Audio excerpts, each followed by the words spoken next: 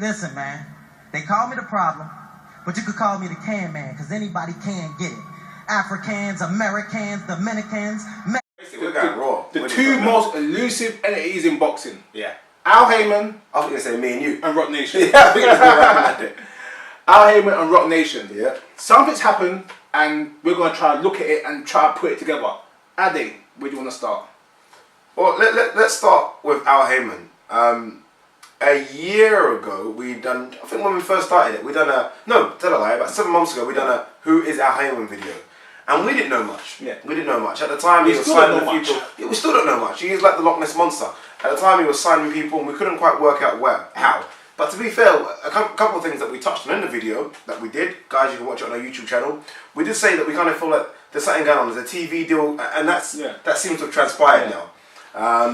Yeah, it's come out. Kathy Duva's basically said that, look, she's out of her NBC deal because Al Haymon's taken over with, and we're talking 20 dates, which is ridiculous. Was it 20 million? Pretty much $1 million a day. Yeah. And we was kind of guessing, okay, who's going to be on this? Is that the end of pay-per-view for Mayweather? Yeah. You know, who's going to be on this thing? Okay, now, sometimes, when you think you're that far in front, you don't look behind you. Yeah. That's what happens sometimes. You think I'm that far in front, everyone's dropping Richard Schaefer, I'll sign Richard. I've got RocNation. Yeah. I've literally gone, ding! They've come out with a checkbook. Yeah. Which seems to shut out everyone else's checkbook.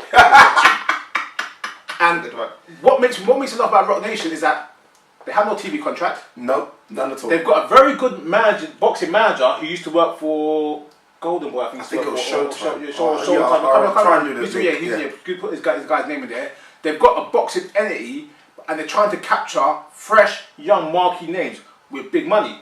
Not even fresh, young, marquee. Yeah. What also money Al Haymon can't back up with. That's the thing. But guys are still turning the money down. Yeah. They're turning the money down. Look, okay, so let's talk about the people they've tried to sign. Rigonda was one of the first ones they tried to go. We're talking about the guy that no one wants to fight at anyway. Super bantamweight, featherweight, whatever. No one wants to fight him. Deontay Wilder, the guy that most people, we're talking about a $10 million offer for Deontay Wilder. Yeah. That most people think is a future heavyweight division. I don't think that, but regardless, he's got the kind of the sellability type thing, if you like. Peter Quillen chucked a WBO belt in the bin. You know, and now trying to offer him $1.6 million to fight Kobrov. Yeah. Money that Peter Quillen's never even seen before, probably will never see before. Yeah. You know what I mean? And Keith Thurman, a $6 million deal for a few fights that Keith Thurman rejected on the reasons of, they haven't got, like things you just pointed out, they haven't got a TV deal, they haven't got TV dates. Look at those 4 people. Yeah. Look at the money we're talking about. We're talking about collectively $20 million. On 4 people. On 4 people. Al Haymon was having $20 million on 20 dates. This is it. They've come in so aggressively, it's almost shaking Al Haymon a little bit. No two ways about it. It's definitely shaking Al Haymon because a lot of people might know that Al Haymon and Jay-Z are not the best of friends due to some sort of altercation what happened with in the music industry a few years ago. Yeah, Al Haymon is actually Al Haymon is actually a music promoter. He's actually a music mogul, and this mogul is again all the big acts, all the big companies used to work behind him. Yeah. So he was the guy making all the money, but people don't know obviously who the head dude was. Him and Jay-Z, Beyonce / had some sort of problem over money. Al Haymon got sued and apparently lost. So from that, he doesn't like Jay-Z.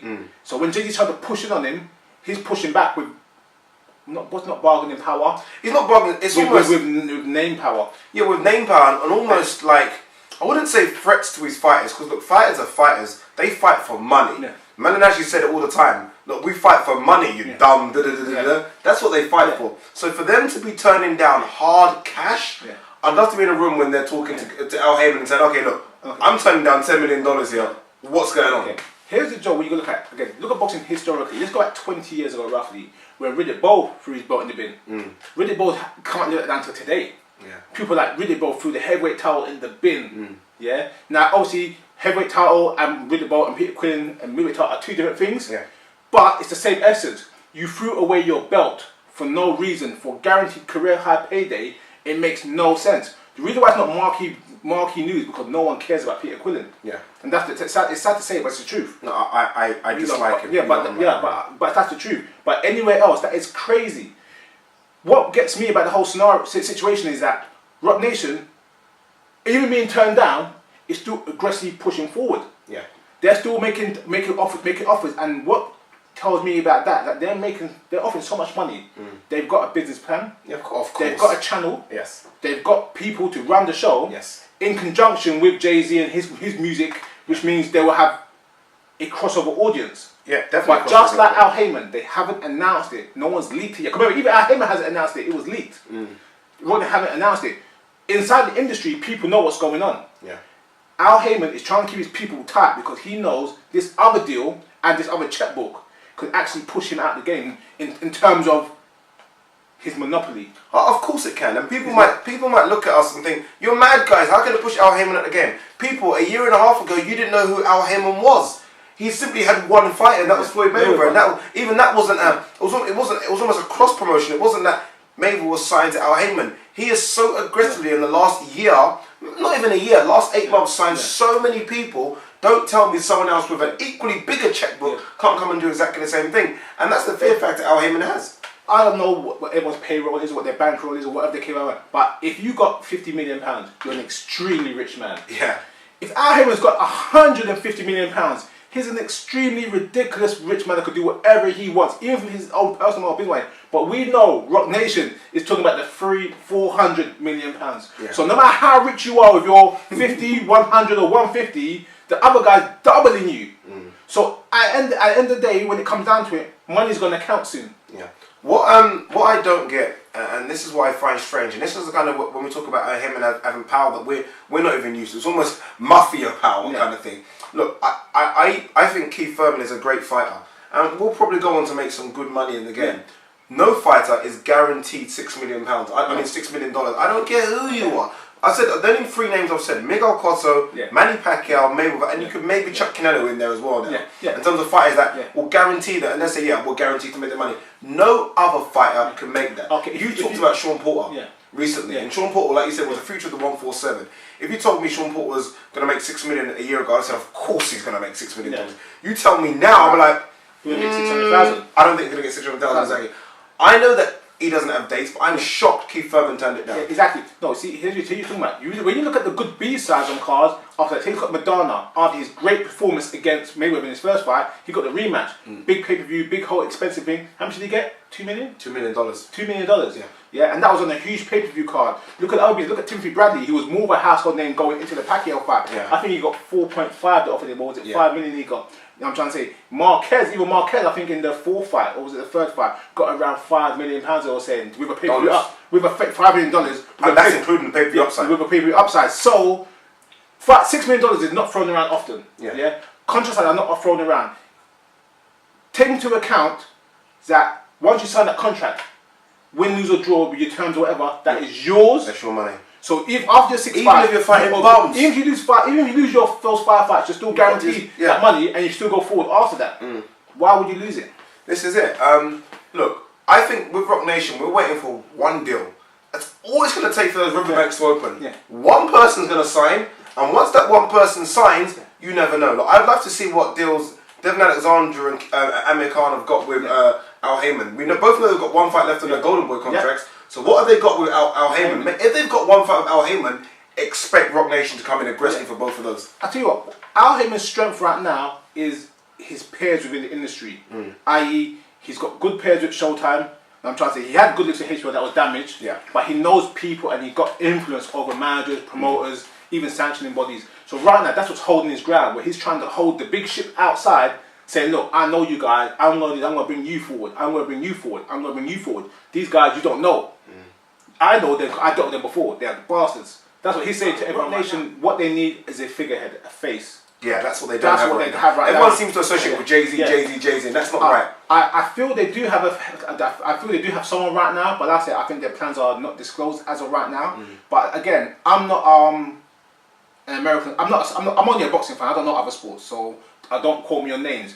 But I remember seeing an article whereas RocNation has signed maybe 5 or 6 different guys from different industries within other sports for huge numbers, and they're all doing very, very well. Which means it shows that an outside entity could come in with no experience, but just having that marketing power and that branding power and make major moves. One thing that RocNation are doing that Kathy Duver are not doing, that Showtime, that Top Ranks don't seem to be doing, or Golden Boy seem to be doing, you just touched on it there. They're going for other sports. Yeah. They're not just trying to come in and dominate boxing. They're trying to come in and dominate American sports. In general, yeah. That's the big thing. So that's why I know for a fact there's a TV deal behind them.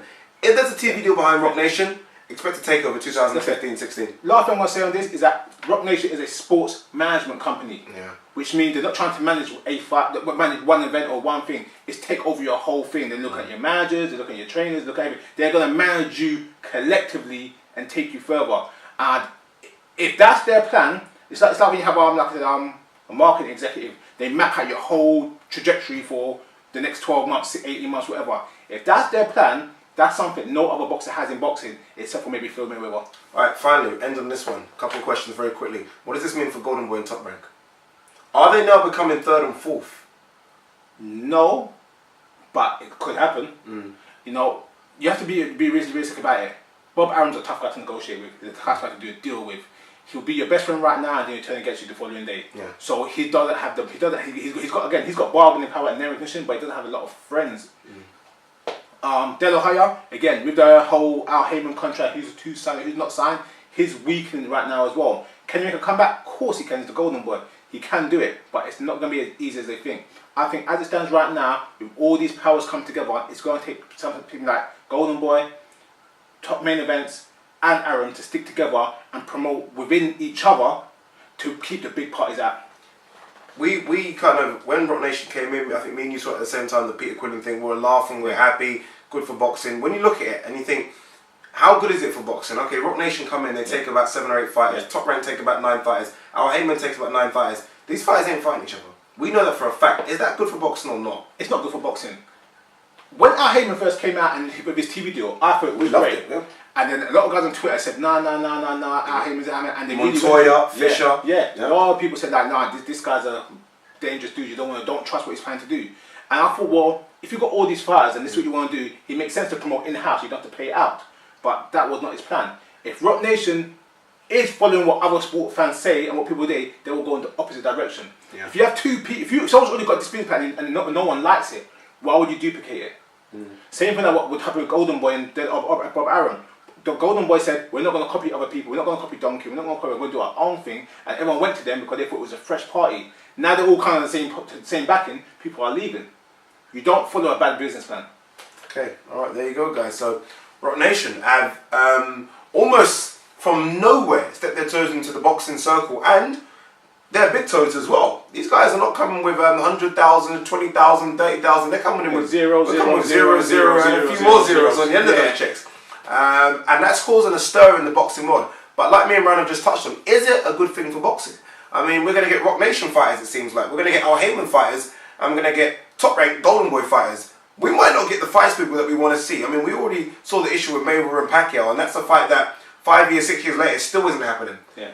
Is that the same thing we're going to see with RocNation, Al Haymon and Top Rank in future? If so, boy, we might have an interesting boxing in the next 2-3 years. If not, Al Haymon's just going to run off into the sunset and we're going to get all Haymon fighters. But look, is it a good thing or bad thing for boxing? Leave your comments below. Tell us what you think. Email us your comments as well at BoxTalk@hotmail.co.uk, and don't forget us on Twitter at BoxTalkUK. Also guys, don't forget to subscribe, and thanks for watching this special edition of BoxTalk. Cheers, thank you.